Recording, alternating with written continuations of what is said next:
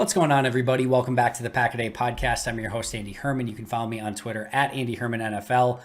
Feel like we still have so much to talk about and break doing a radio hit yesterday, and it's like somebody asked me about like the Rodgers and Adams and all that stuff, and I said like, for all that we learned about Rodgers and Adams, it felt like an episode of Lost. It felt like for every little piece of information that we learned, like it asked like 10 more questions surrounding that. We learned that Aaron Rodgers is going to play for the Packers this year. We learned that De'Vondre Adams is on a franchise tag, but now like that opened up like 20 other questions, right? Like, what does that Aaron Rodgers contract look like? What does that mean for Jordan Love? Is De'Vondre Adams going to be happy? Like, are they going to be able to work out a long-term deal? Are they going to be able to work out a long-term deal before next week's league year starts so that they can potentially bring back guys? What players are going to get cut because of this? Is Aaron Rodgers too much money to be able to compete for a Super Bowl, et cetera, right? Like, it literally felt like the question box Lost episode where, like I said, you get one answer and then it asks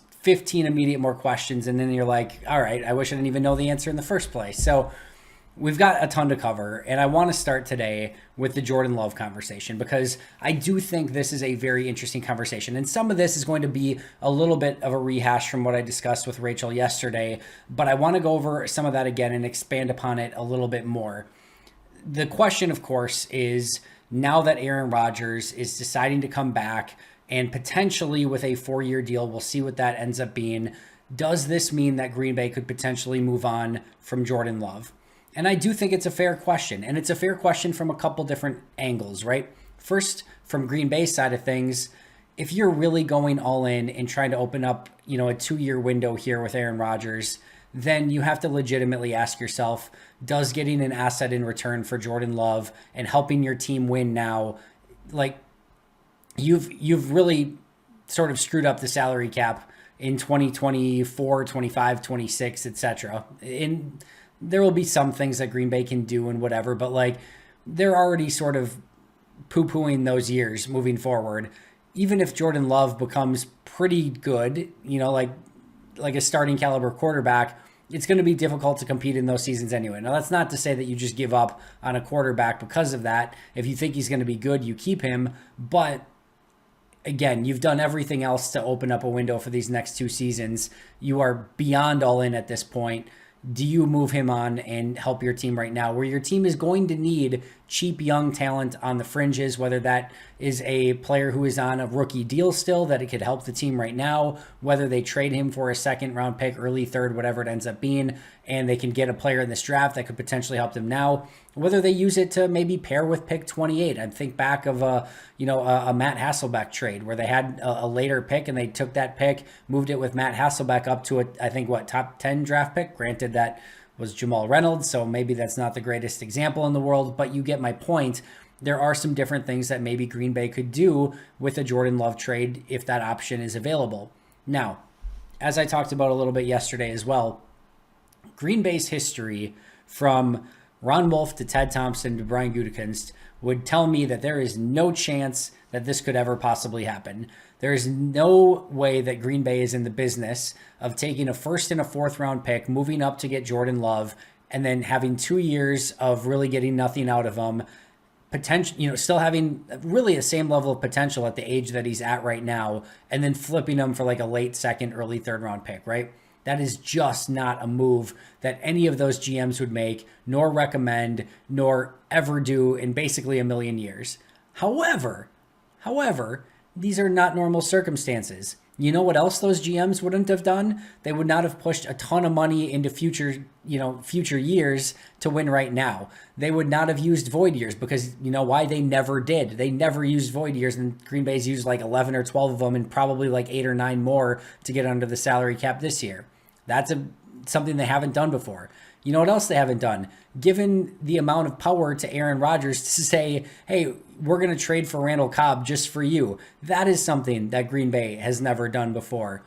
Gone sort of all in on this sort of situation and scenario is nothing that Green Bay's done before. Green Bay is very much in a situation and finds themselves in very uncharted waters for them as a franchise. So while I would have said in any other year, there's no way Green Bay even contemplates this, I think it is a realistic opportunity. And from the other side of it, if we're not looking at Green Bay's side of it, you got to look at it from Jordan Love's standpoint too. Jordan Love and his agent may say, all right, guys, it was cute for a bit. You spent a first and a fourth round pick to move up. We got 2 years to sit behind Aaron Rodgers. Jordan needs to play. He's not going to get better unless he's playing, and it's time to at least go somewhere where he could, potentially compete, whether that's in Pittsburgh, whether that is in Indianapolis, whether that's in Seattle, wherever that may be. I think Jordan Love deserves that opportunity to go out and at least compete for a job. And that's clearly not going to happen in Green Bay this year and probably next year either. And then you get into some weird fifth year option sort of stuff. Like, there's just a lot of questions that this would ultimately raise if you end up keeping him on the roster as to whether or not it's the best thing to do for Green Bay or the best thing to do for Jordan Love. So from both of those sides of things, again, I think this is a fair conversation to have. Now, there are three things that are very much going to guide Green Bay in this decision-making process. The first is Aaron Rodgers' contract and ultimately how they feel about Aaron Rodgers. Remember, we just heard 2 days ago from Pat McAfee, who heard it from Aaron Rodgers, that he seriously contemplated retirement. Okay, that means this year, no matter what happens, good, bad, ugly, Super Bowl, playoff elimination, whatever, he could very seriously consider retirement again. That is very much within the realm of possibility. And you don't necessarily want to be in a situation where now Jordan Love's gone, Aaron Rodgers retires after a season, and you are just in complete no man's land. So, how Green Bay feels about the contract and how confident they are that he's going to play maybe 2 or 3 more seasons would go a long way in determining if they are in fact ready to move on from Jordan Love. And again, they don't want to get themselves caught in a situation where they simply don't have at least a prospect at quarterback that they could at least have compete for the position. And again, a potential lottery ticket there. So that's going to go a long way in ultimately deciding if they're willing to trade Jordan Love or not. The second is their actual belief in Jordan Love. Listen, if they still believe that he could be a stud, this conversation is not even worth having. If they think he could eventually be the guy still, if they haven't really lost faith in him as a prospect, this conversation is completely null and void, and he will be on the roster this year. He will be on the roster next year. They will give him those opportunities. Even if it's 2-3 years from now, they will wait and see and see if maybe Love gets more opportunities and shows more in camp, whatever. They will give him those opportunities. I just think that's the simplest definition and explanation if they still believe in him. Now, if their confidence in him as a future starter has waned, if they're not quite as confident that he could at least be, a top 20, top 15 quarterback in the league, they may be much more willing to make that deal and maybe have another team try him on for size, if you will. And I think there's a chance that that's legitimate. Jordan Love, it's been a slow couple of years. I know one of those was a, pandemic year. Well, both were pandemic, but one was a true pandemic year where there's no preseason, no rookie mini camps, etc., which I think put him behind the 8 ball a little bit. And then, of course, last year, there were times in camp where he had some flashes, but there was a lot of shaky stuff in camp as well, including mini camps, OTAs. And then, you get into regular season and you could see that he still had some struggles also, clearly. Now, there were some good things he did, and I think there's still a lot of upside there. But if Green Bay's starting to wane in their confidence that he could be the guy, then again, this becomes a much more popular option for the Packers. Then lastly, and of course, what sort of options are coming in for Jordan Love? And of course, there's a sliding scale here, right? If some team offers a first-round pick, that would be insanely hard to pass up. I don't think that happens, but that's really hard to pass up. If some team offers an early second, mid-second, again, I think you have to really consider that. If it's a late second, early third, maybe, but probably less enticing. And if it's anything later than that, you're probably like, yeah, we're good, right? So I think what sort of offer, and again, there was the report that Green Bay could get potentially a second-round pick for Jordan Love, which, again, Green Bay could use the talent this season or that pick to move up in other spots, whatever, to gain more players that could help them in the here and the now. And I think that's something that Green Bay seriously has to consider. And I want to be very clear here. There's no fault. I know a lot of people are going to disagree with this. There's no fault in what Green Bay did in this situation, especially if they move on now from Jordan Love and try to get an asset that can help them. And what I mean by that is Rodgers had been sort of on the decline and struggling, even in his first year with Matt LaFleur. Was not an MVP candidate, was reaching his late 30s. They took a flyer and a lottery ticket on a massively talented quarterback and gave him a couple years to see what he could do and to see how Aaron Rodgers responded. And you know what? Love didn't quite get to that point as of yet. And in the meantime, Aaron Rodgers won 2 MVPs. So you know what you do in that situation? You course correct. They gave themselves options and they gave themselves outs. And some of that turned out to be very painful, including last offseason where Rodgers wanted a trade and they had to navigate that, including probably having to, give up and, some power and autonomy to Aaron Rodgers, where again, you're trading for Randall Cobb, doing some other stuff. Part of that came with some pain points, but Green Bay navigated it. Rodgers played it as an MVP for 2 seasons. He's playing some of the best football of his career, and you course correct. It could have easily gone in a different direction. It didn't, but it could have easily gone where Rodgers continued to decline. Love showed some real flashes, and Green Bay makes a trade. Aaron Rodgers moves on, and they go to Jordan Love, and they switch quarterbacks. That could have been a real option. They also could have won a Super Bowl the last couple seasons and said, you know what, we got our Super Bowl. We'll take our king's ransom for Aaron Rodgers, and we're going to move forward with Jordan Love and see what we can do with that. That could have happened too. It didn't happen that way, and they've course corrected, and now they're, once again, all in with Aaron Rodgers, and he has been back playing great football. And again, now if you trade Love, there's no harm, no foul. And as I've mentioned before, there are 4 first-round picks from Jordan Love's class that are no longer in the league. There are others that have been traded already off of their team. It happens. It's not this foolproof plan. And if you want to get on Brian Gutekunst, whatever, first-round pick, his top pick in his 4 drafts are Jair Alexander, Rashawn Gary, Jordan Love, and Eric Stokes.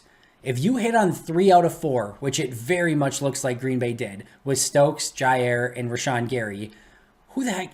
You're not going to go 4 for 4. I don't care where you're picking. And a lot of these are picking, mid-rounds? Like Gary was 12, Alexander was 18, somewhere around there. Love was early 20s, and then Stokes was late 20s.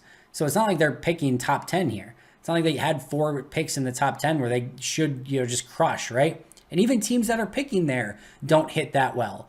If you could tell me Green Bay has their next 4 first-round picks and they get a top-tier edge rusher, a top-tier corner, a really good corner, and a bust, or just even like something similar, right? A top-tier starter at a premium position, an all-pro at a premium position, a starter at a premium position, and a bust, sign me up every 4 years from that moving forward. And again, they may still get some assets and resources out of that trade. So I don't think this is this unbelievably awful move by Brian Gutekunst. And it's really tough to gauge just how much better Aaron Rodgers played and was motivated by the fact that Jordan Love was selected. So long story short, I think Green Bay has a lot of options that they can sort of course correct a little bit, maybe go in a different direction, or they could hold on to him as still a potential lottery ticket and see what happens with Rodgers. So I think, again, the contract, their belief in Jordan Love, and what sort of offers they could potentially get are all going to play a factor here. I look at Seattle. I know they got Drew Lock, but go back to John Schneider and Pete Carroll and what they did originally, right? They signed Matt Flynn to a big deal, and they draft Russell Wilson. They made deals, I think the year prior to that, I think Charlie Whitehurst, if memory serves. I don't know how I know that or remember that. But they kept bringing in quarterbacks until they found the right one, right? It would not shock me if Seattle brings in Drew Lock, they bring in Jordan Love, and they spend a top pick on a quarterback. That wouldn't, even if they could get Malik Willis in the first round. That's legitimately something I could see Seattle doing. Bringing in 3 guys and saying, hey, we're going to compete. Drew Lock was a former second-round pick. We still think he has some talent. Jordan Love, former first-round pick. We still think he has some talent. Malik Willis is another wild card. We think he has talent. We're just hoping to get one of those 3 right. That is something Seattle would totally do based on their history. They did it very similarly, again, like Whitehurst and Matt Flynn and Russell Wilson. They hit on one of the 3. They got Wilson, they moved on from the other guys, and the rest was history. So maybe a very similar Seahawks Matt Hasselbeck deal, right? Probably Green Bay would have to add in a little bit more, but maybe you do pick 28 and Jordan Love, maybe like a 4th-round pick to get up to pick 9 that they just got from Denver. Remember, Seattle loves moving down in the draft. That is their MO as well. And again, if they could pick up a potential quarterback, if they could, stay in the first round, pay less for pick 28, maybe pick up a 3rd or 4th round pick as well in the process. Meanwhile, Green Bay gets a top 10 pick that they can add to this roster right now. That could make some sense for both sides. I'm not saying that that's likely. I'm not saying that that could happen. Colts, Steelers, there's a couple other teams that could maybe get in the conversation as well. Maybe New Orleans, maybe Tampa. Who knows? Maybe Carolina. But either way, again, I think Green Bay at least has to listen to those offers for Jordan Love. Couple other rapid fire ones here that I want to get to really quick. I want to talk about this idea about Aaron Rodgers' contract. And while he's making $50 million, so he's this super selfish dude, and like, how could he want to win a Super Bowl but also ask for $50 million? And it's clearly all about the money. Could Aaron Rodgers, and to be clear, maybe Aaron Rodgers might end up taking way, way less, and he may take a super team-friendly deal. We shall see. We don't know the details of the contract yet. My guess is we maybe get those next week. We'll see. But let's just say he does get a 4-year, $200 million deal. To me, it is very clear night and day. There is a separation between church and state here. There are 3 people that are doing their jobs here. There's the Packers in the front office, there's Aaron Rodgers, and there's Aaron Rodgers' agent. And it's the Packers' job solely to put the best possible product on the field to go win a Super Bowl. That is not Aaron Rodgers' job. That is not Aaron Rodgers' agent's job.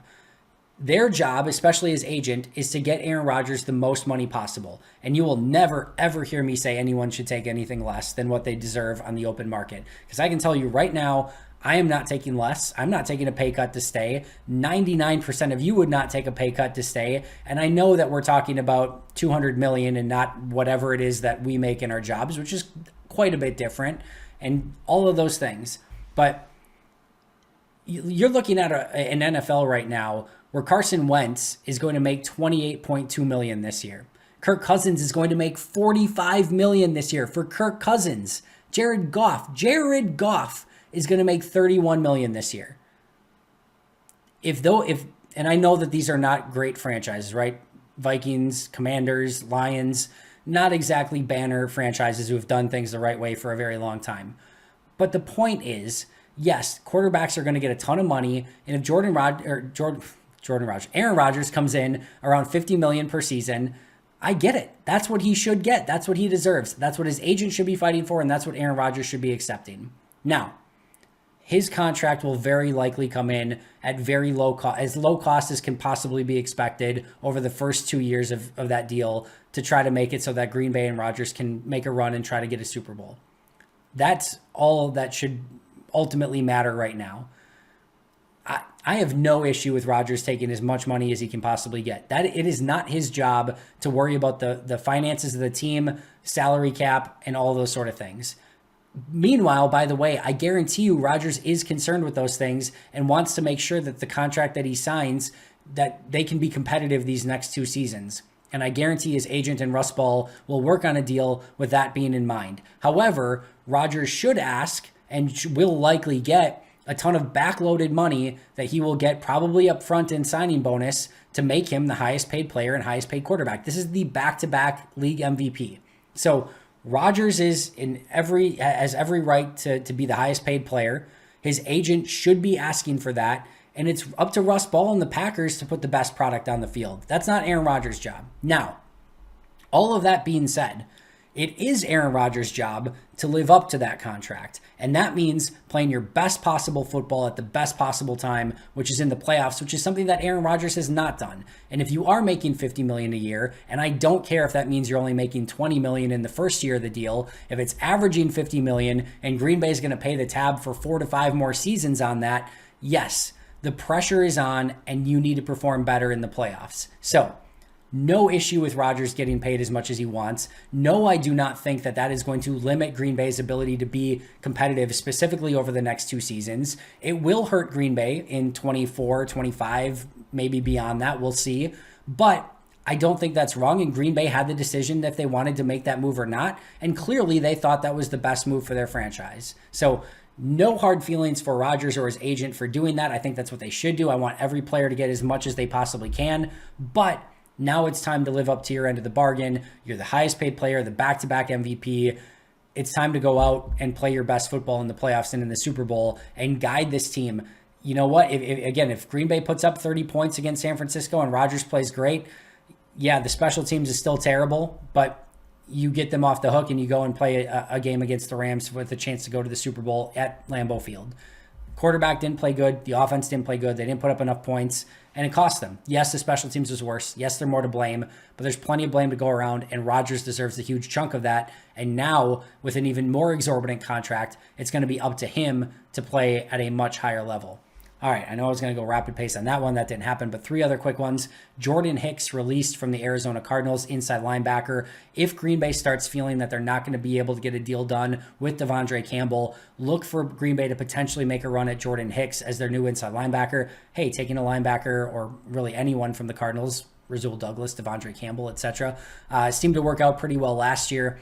He would not count in the compensation formula. So if you got if there's a huge deal for De'Vondre Campbell that he got on the open market, Green Bay could still potentially get a really nice comp pick back for him. Meanwhile, Jordan Hicks, they could bring in and not have to sort of cancel that out. Meanwhile, they could also sign him sooner rather than later, probably at a much cheaper version of what De'Vondre Campbell would play at. Is he De'Vondre Campbell? No. Campbell certainly was much better this past season, but Hicks is a really nice linebacker that would fit very well within this Packers defense. And if they need to pivot, if they don't think they can get Campbell back, Hicks could make a lot of sense in that role. Last but not least, Russell Wilson trade. Just want to touch on it really quick. More just really happy for Nathaniel Hackett that he's going to get the opportunity to really see his vision through with a really good quarterback and a really good team.